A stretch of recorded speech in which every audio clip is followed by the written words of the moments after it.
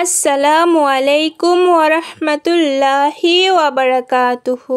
সংসার জীবনের ব্যয়ভার ও স্বামীর কর্তব্য।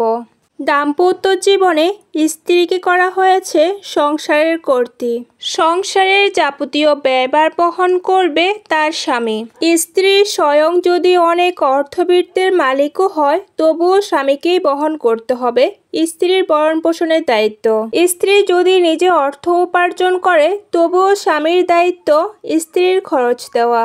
স্ত্রীকে প্রতিপালনের দায়িত্ব স্বামীর। এ ব্যাপারে কোরআন, হাদিস ও মনীষীদের মতামত উল্লেখ করে আল্লামা আব্দুর রহিম রহমতুল্লাহ তার পরিবার ও পারিবারিক জীবন গ্রন্থে যে আলোচনা করেছেন তা উল্লেখ করছি।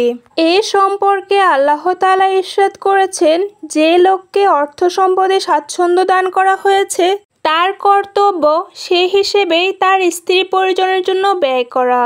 আর যার আয় উৎপাদন স্বল্প পরিসর ও পরিমিত, তার সেভাবে আল্লাহর দান থেকে খরচ করা কর্তব্য। মহান আল্লাহ পাক রব্বুল আলামিন প্রত্যেকের উপর তার সামর্থ্য অনুসারে দায়িত্ব অর্পণ করে থাকে।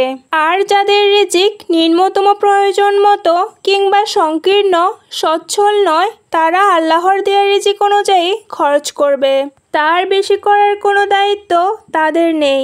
স্ত্রীদের খরচ বহনের কোনো পরিমাণ শরীয়তে নির্দিষ্ট আছে কিনা, এই ব্যাপারে বিশেষজ্ঞদের বিভিন্ন মত রয়েছে। ইমাম মালিক ও ইমাম আহমদ বলেছেন, স্ত্রীদের ব্যয়ভারের কোনো পরিমাণ শরীয়তে নির্দিষ্ট নয়, বরং তা বিচার বিবেচনার উপরেই নির্ভর করা হয়েছে।